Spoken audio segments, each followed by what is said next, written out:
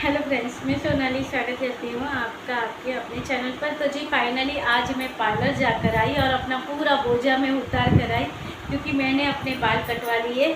जो बड़े बड़े थे, गूंच बहुत आ जाती थी, बार बार धोने में इतनी सारी प्रॉब्लम। तो मैंने आज जाकर वो सब अपना हुलिया सुधार लिया, बाल कटवा लिए, आईब्रो बना लिया। अब बचा है ब्लीच एंड फेशियल करना और बालों में मेहंदी लगाना। वो तीनों चीज़ें अब मैं कर लूँगी, क्योंकि बाल कटवा लिया, आईब्रो करवा लिया, फिर मैं अपना टेक्सचर खुद ही खुद सुधार लेती हूँ। क्योंकि फ्राइडे को मासी के यहाँ पर जो अभी ये अधिक मास है ना, तो इसलिए मासी ने खाने पे बुलाया था। तो क्योंकि मासी अब अपनी दूसरी बहू के पास जाएंगे तो उनके पास फिर टाइम नहीं रहेगा, तो उन्होंने कहा फिर यहाँ पर आओ, हमारे घर पर भी सब मिलते हैं, मज़ा करेंगे, यहाँ पर आओ। फिर क्या हुआ, दूसरी मासी की तबीयत खराब हो गई, तो अब वो प्रोग्राम फ्राइडे को हटकर सीधा पहुंच गया है वेडनेसडे के ऊपर। तो मैंने कहा अच्छा है, मुझे टाइम तो मिल गया बालों में कलर वलर करने के लिए। और हस्बैंड जी को भी कहा है कपड़े की मुझे ड्रेस चाहिए, एक अच्छा सा ड्रेस ला कर देना। कहते हैं इतने लेकर दिए थे, अभी तो बना कर दिए हैं। मैंने कहा सब में फ़ोटो हो गए, वीडियो बन गए, अब नए नए कपड़े चाहिए। अब देखते हैं क्या करते हैं, 3-4 दिन में लेकर आएंगे तो अच्छी बात है, ये सीख कर देंगे तो अच्छी बात है। वैसे मैं कपड़ों में कोई वो नहीं करती, जैसे मेरे हस्बैंड लेकर दे वैसे मैं पहन लेती हूँ। अभी उनको वो चकमक चकमक पसंद नहीं आता। अभी वो बहुत सिंपल वाले ड्रेस लेकर आते हैं या ड्रेस पीस लेकर आते हैं, फिर खुद सी कर देते हैं। इतने सिंपल, उनको वो टिकलियाँ मोती ये सारी चीज़ें पसंद नहीं, और मुझे तो ऐसे ही पसंद है। तो अब ये कॉटन के लेके आते हैं। ड्रेस तो होते हैं 1500, 2000, 2500 के, मगर देखकर मुझे वो लगता है कि जैसे ये पोछा हो। फिर कहते हैं तुझे कहाँ कपड़ों की कोई कीमत है, तुझे कैसे पता होगा ये कपड़ा कौन सा है कौन सा नहीं, तुझे सिर्फ जगमग जगमग दिखता है। मगर सच कहूँ तो वो कॉटन की ड्रेस में जो पहनती हूँ ना, अभी लास्ट भी मैंने एक रील बनाई थी, डाली थी, तो वो ड्रेस उन्होंने लिया था 1800 का था। अभी 1800 का तो इन्हें पड़ा था, उस दुकान में तो 2200 का था, मगर ये जहाँ काम करते हैं उसी दुकान में था, तो वो 1800 का था। मगर वो ड्रेस देखकर मुझे नहीं लगता वो 1800 का। फिर इन्होंने बिल भी दिखाया, मगर मैंने कहा इस पे 1800 में इसका बात ही ना।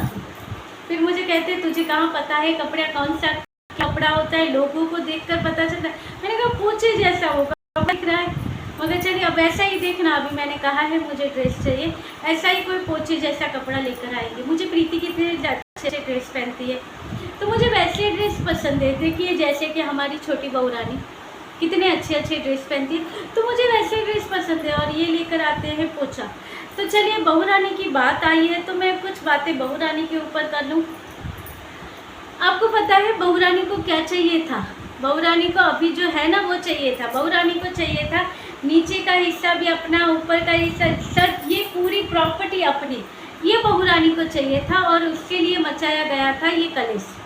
अब देखिए, अब आप 2 दिनों से देख रहे होंगे बहू रानी के ब्लॉग, जो कि बहू रानी ऊपर जाकर टेरेस से भी ब्लॉग बनते हैं और बड़ी दीदी के सीढ़ियों से भी, छोटी दीदी के सीढ़ियों से ब्लॉग बनते हैं, उनके नीचे वाले आंगन से भी ब्लॉग बनते हैं। क्यों? क्योंकि वहाँ से व्यू बहुत अच्छा आता है। तो इसे चाहिए था ये पूरा अपना, इन पूरी चीज़ों की मालकिन मैं, नीचे चाहे तो नीचे और ऊपर चाहे तो ऊपर, जहाँ चाहूँ वहाँ मैं बना सकूँ। तो ये चाहिए था बहू रानी को। तो उसके लिए बहू रानी ने पूरा कलेश किया था। देखिए प्रीति यहाँ पर नहीं है तो ये कितनी खुश है, जबकि बग्गा के मुंह से हमें लगा था थोड़ा कि ठीक है, इसे ये इतना खुश नहीं है अकेले अकेले जितनी ये बहू रानी खुश है। क्योंकि बहू रानी को आए दिन कुछ ना कुछ होता रहता है, तो बग्गा ही यहाँ फंसता है। बग्गा बेचारे की तबीयत ठीक ना हो तो बहू रानी, इनको जाने दो, ये खुद ब खुद ठीक हो जाएंगे थोड़ी देर में। बहू रानी का ऐसा होता है, और जब बहू रानी खुद बीमार पड़ती है तो इसे ऐसा कि मुझे कोई छोटे बच्चे के जैसे मैं हूँ और कोई मुझे पैम्पर करे, मुझे मनाए, मुझे दवाई खा रहा है खिलाए, मेरा ध्यान रखे, ऐसा होता है बहू रानी का। और पति बीमार हो तो ठीक हो जाएगा या नाटक कर रहे हैं, ऐसा कुछ होता है। जैसे कहा था ना कि बग्गा ने कहा था कि इसने कहा कि मेरा सर दुख रहा था, तो इन्होंने कहा कि मेरी बीमारी का इन्होंने मजाक बनाया। और दूसरे तो कहते हैं ये भी कहने लग गए थे मुझे कि तू नाटक करती है।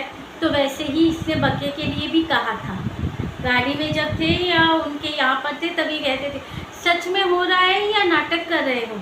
और जब इसे कहा जाता है तो इसे और इसके जो सपोर्टर, अब बग्गी के भी सपोर्टर चैनल है, जैसे बंकू के हैं, एक ही राशि है, बग्गा बग्गी बंकू तो जैसे बग्गी के भी सपोर्टर चैनल एक आध है, तो वो चैनल पर इसकी ही बातें होती है और बग्गा को कहा जाता है बग्गा तुझे ऐसा नहीं करना है, बग्गा तुझे रिस्पेक्ट करनी है। और ये भी ठीक है, हाँ जी, ओके जी, थैंक यू जी करती रहती है कि बग्गा को समझाओ थोड़ा, वो बीच में तुम्हारी इंसल्ट ना करे। तो देखिए बहू रानी यहाँ पर थैंक यू और ये लिखती है। और अगर यहाँ पर बहू रानी की जैसे बग्गा के बारे में बुराई होती है तो बहू रानी ओके मैं बता दूंगी, मैं समझाऊंगी, थैंक यू जी, ऐसे ऐसे आंसर करती है। मगर जहाँ बहू रानी को जहाँ समझाने की बात आती है, कोई समझाता है, कोई अच्छी सलाह देता है, तो बहू रानी उसके कमेंट डिलीट कर देती है। ये आप सब लोग जानते होंगे, सब्बा जी खुद एक बार कहा था कि मेरे कमेंट डिलीट मत करना, मगर फिर भी उनके कमेंट भी रहते तो नहीं थे, वो डिलीट तो कर देती थी, क्योंकि बात जब सास की ननद की आती है तो ये वो कमेंट आते हैं तो डिलीट कर देती है। मगर जहाँ पर बहू रानी की खुद की तारीफ़ें आती है तो बहू रानी का वो कमेंट रहता ही है, वो कमेंट बहू रानी रख देती है। जैसे देखिए बग्गा की बुराई हो रही है तो बहू रानी कितनी खुद से अच्छे से वो सारे कमेंट रखती है और उन्हें आंसर भी करती है। मगर इसकी जगह पर अगर बहू रानी की बुराई होती हो तो बहू रानी का फेस भी चढ़ जाता और ऐसे ऐसे आंसर आते कि जो आपने सोचा भी ना हो, और अगर आंसर ना दे पाती तो वो कमेंट डिलीट कर देती। अब देखिए यहाँ पर बहू रानी किसी की बातें बहुत मानती हैं। अब आपको और मुझे तो पता नहीं था, मगर किसी के यहाँ पर मैंने कुछ सुना था कि आप वहाँ पर कमेंट करो तो आपका कमेंट, अभी देखिए किसी के सुनते नहीं है, मगर घुमाते घुमाते होता है तो कहीं पे रुक गए तो सुन लिया। तो कहते हैं कि भाई आप जाकर कमेंट करके आओ, आप जो कमेंट करते हो तो बहू रानी आपकी सारी बातें मानती है, तो उसे ये चीज़ें समझाओ।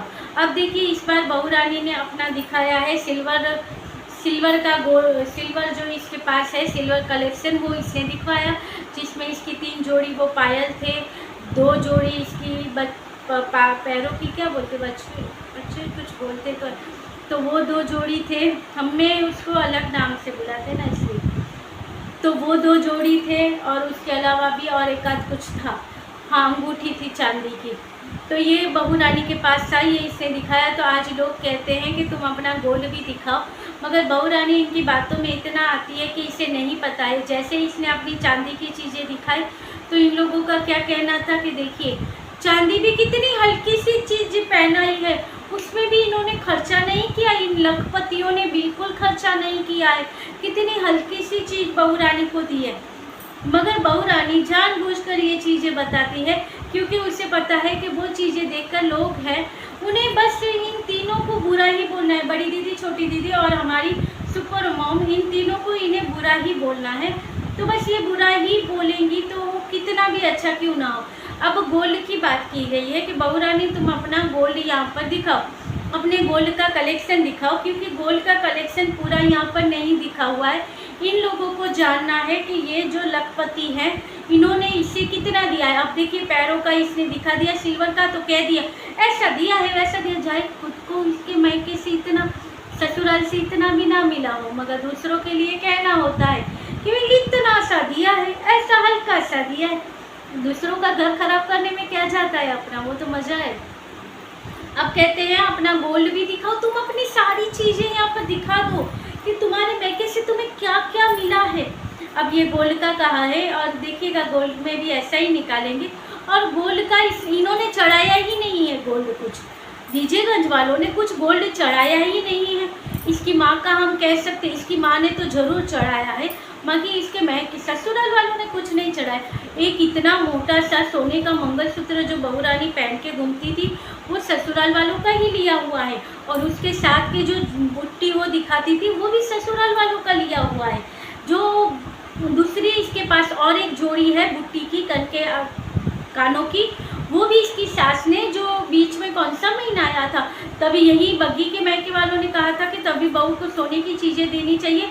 फिर यहाँ पर हमारी सुपर मॉम ने कान की सोने की बुटियाँ बनवा कर दिए थे, और उसके बदले में रिटर्न में बग्गी की माताजी ने तो भाई उसके बदले में कुछ 3,000 3,500 की बुट्टी लाकर इन्हें दे दिए थे, और उसमें भी तो ये बग्गी ही कह रही थी इतने के हैं, फिर बाकी तो अभी हमें क्या पता कि कितने के है भी या नहीं भी। यानी कि यहाँ पर अभी भी कितना भी ये कर लेंगे तो यही कहा जाएगा, और यहाँ से प्रीति को कुछ भी ना मिला हो फिर भी कहेंगे इतना सारा क्या उठा कर लेकर आई है? एक बेचारी वो काने की बूंदी पहनती है, एक मंगलसूत्र है और एक और भी कुछ था, हाँ एक अंगूठी है वही। और उसमें भी बंकू ने अपनी लाइव में एक में कह दिया था कि वो जो मंगलसूत्र है उसके रुपये तो पहले प्रीति ने दिए थे और मैंने कहा था कि मैं थोड़े थोड़े कर कर दूँगा। अब कब दिए थे कि नहीं दिए तो इन्हें पता है। और शादी में तो ये बात भी क्लियर हो गई थी कि शादी में जो प्रीति को गहने चढ़ाए थे वो लोमड़ी के थे और शादी से घर पर आने के बाद वो गहने तुरंत उतार कर ले लिए थे। लोमड़ी ने कहा था ये मेरे गहने हैं और तब तो प्रीति गई थी कॉम्प्रोमाइज़ करने के लिए, उसने वो गहने उतार कर दे दिए क्योंकि वो उससे पता था ये गहने क्या चीज़ है, मैं तो इससे भी अच्छा इस घर में बना लूँगी, सब अपने घर अपना सब सारी चीज़ें घर में हो जाएगी। उसे क्या पता था कि ये लालची है और ये तो भाई गधा है, ये गधा एक जगह बैठने वालों में से नहीं है, ये जाकर अलग अलग जगह का पानी पीता है, ये इसे प्रीति को कहाँ पता था। तो अब बहू रानी की बारी है गोल्ड का कलेक्शन दिखाने की, जिसमें से अब मुझे जब तक पता है तब तक तो देखिए 2 जोड़ी कान की बुट्टी की है, वो तो सुपर मॉम ने की है, मंगलसूत्र है वो भी सुपर मॉम ने किया है, जो चांदी की पायल इससे दिखाई थी वो प्रीति ने खरीदी थी। प्रीति ने इस बहू रानी के लिए इतना किया है मगर इस बहू रानी ने कुछ कदर नहीं की। अब आगे कभी हम किसी ब्लॉग में चर्चा करेंगे कि प्रीति ने क्या क्या किया है इस बहू रानी के लिए। मगर चलिए ये था आज का वीडियो, अच्छा लगे तो लाइक शेयर और सब्सक्राइब कीजिएगा। मिलते रहेंगे ऐसे वीडियो के साथ, तब तक के लिए बाय।